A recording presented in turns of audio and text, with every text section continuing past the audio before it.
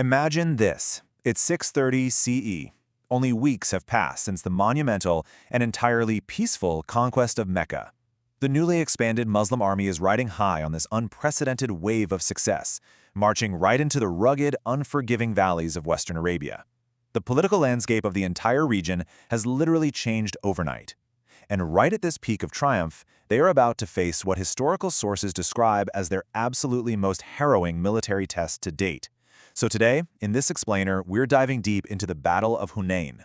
It is this incredibly dramatic story of extreme hubris, a terrifying midnight ambush, and a brilliant tactical rally that ultimately transformed the Arabian Peninsula forever. And that brings us to the big question we're exploring today. How does a force this massive, fresh off such a historic triumph, suddenly find itself staring down the barrel of total annihilation? I mean, it's a timeless lesson, really, in how quickly psychological overconfidence can just completely undo your logistical advantages. We're going to walk through this cinematic transition from utter, unshakable confidence to sudden, chaotic desperation in these narrow mountain passes. To really grasp this near disaster, we have to look at the rapidly shifting political dynamics of 7th century Arabia and dig into the intelligence, the geography, and the leadership that decided the outcome of this clash.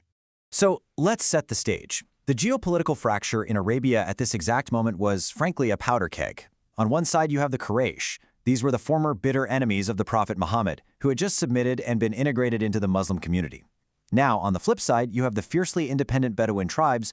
We're talking primarily about the Hawazin and their allies the Thaqif from the city of Taif. Watching the sudden fall of Mecca, these proud tribal confederations panicked. Out of sheer fear for their own political survival and independence, they decided, you know what? We're not going to wait around. We are striking first. To meet this brewing threat, the Muslim army mobilizes, and the numbers are just staggering for the time period. 12,000 men. According to early historical sources like Ibn Ishaq, this force was made up of 10,000 seasoned veterans who had just marched on Mecca, joined by 2,000 brand-new local Meccan converts. For an Arabian army, this size was virtually unprecedented. But, as we're about to see, this immense scale actually became a massive liability. It bred this highly dangerous sense of invincibility. When you outnumber your enemy that vastly, overconfidence can very quickly become your greatest vulnerability. But victory isn't just about throwing numbers at a problem, right? It's about information. And this whole situation brilliantly illustrates how early Islamic campaigns relied heavily on sophisticated military intelligence rather than just brute force. Before even marching out, the Prophet dispatched a spy, a man named Abdullah bin Abi Hadra. His mission was to literally infiltrate the Hawazin camp. He lived among them, observed their massive mobilization efforts, and then rushed back to report their hostile intentions and troop movements. So this wasn't some blind march into the desert, it was a highly calculated response based on direct, on-the-ground reconnaissance. Meanwhile, over on the opposing side, the Hawazin coalition is being led by this fiery 30-year-old general named Malik bin Auf. Now, Malik makes a completely desperate and, honestly, extreme psychological play. He orders all the families, the women, the children, and all the livestock to be brought directly to the battlefield. Why? Well, he wanted to force his men to fight to the death. His logic was that if his warriors knew their families and their entire wealth were right behind them, they wouldn't dare retreat. He actually went through with this despite fierce protests from Duraid, an elderly, highly respected military sage who basically told him that putting civilians in a war zone was a catastrophic mistake. Well, the trap is set. We're now at the 10th of Shawwal, 8 AH, which translates to late January in the year 630 CE. It's just before dawn, and the confident vanguard of the Muslim army is starting its descent into Wadi Hunayn. Now, a wadi is a dry riverbed, and this specific valley had these incredibly narrow, steep-sided defiles. The Muslim forces, swelling with pride in their massive numbers, are marching right through the pre-dawn darkness. They are completely unaware that Malik bin Auf had arrived earlier, under the cover of night, and positioned his men perfectly up inside the ravines. And then, the trap springs. As the Muslim vanguard pushes deeper into the tightest part of the pass, the Hawazin unleash absolute chaos. A devastating volley of arrows just rains down from the high ground, completely taking the Muslims by surprise. Hidden archers pour fire into these packed, tight columns, and that's immediately followed by a fierce, coordinated charge from the Hawazin warriors. The historical accounts describe just sheer, utter confusion.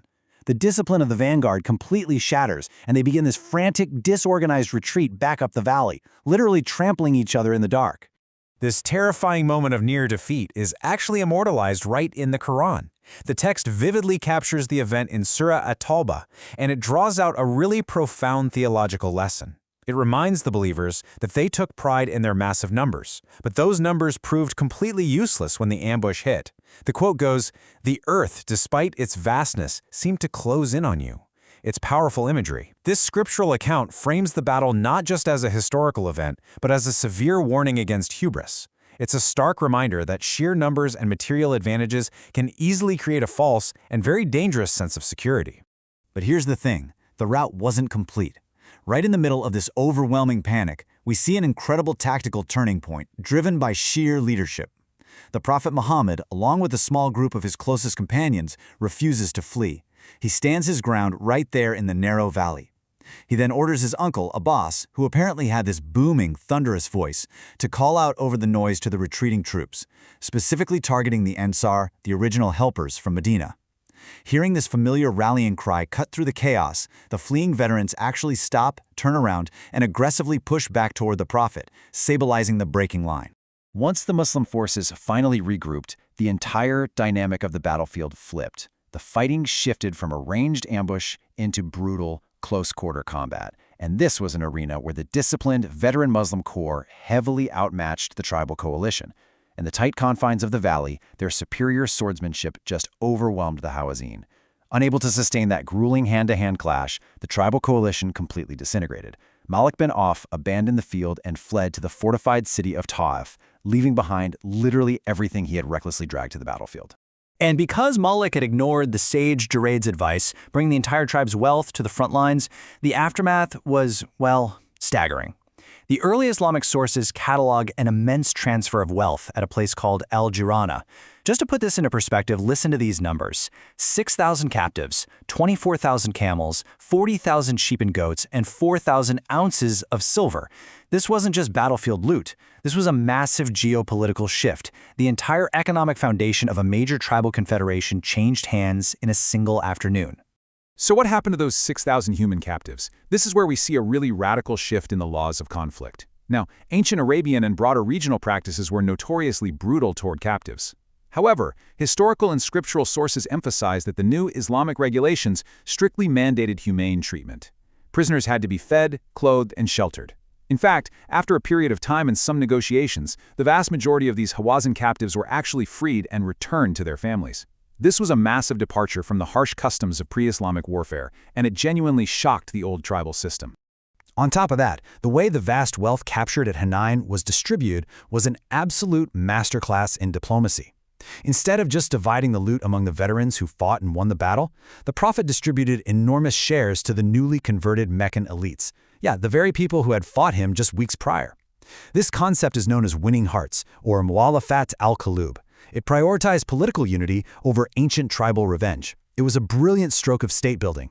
By generously enriching his former enemies, he cemented their loyalty and integrated them firmly into the new growing state infrastructure. Returning to the Quranic framing, the narrative of Hunayn closes with a really powerful theological resolution. Following the sheer panic of the ambush, the text says, "Then Allah sent down his reassurance upon his messenger and the believers, and sent down forces you could not see." So the battle is remembered in Islamic memory not merely as a stroke of military genius, but as a profound lesson in divine reliance, finding inner tranquility during absolute chaos, and the ultimate triumph of faith over overwhelming material odds. And that leaves us with a pretty compelling question as we wrap up this explainer. The Battle of Hunayn showed us that a massive army of 12,000 was almost completely destroyed by their own overconfidence, only to be saved by a handful of disciplined veterans anchored by steadfast leadership. It marked the final consolidation of Arabia into a unified political order. So I leave you to reflect on this. Does true victory actually come from having overwhelming strength in numbers? Or is it forged through unity, discipline, and visionary leadership when the darkness literally closes in? The events at Hunayn certainly suggest that true power lies in the latter. Thanks for joining me, and keep exploring.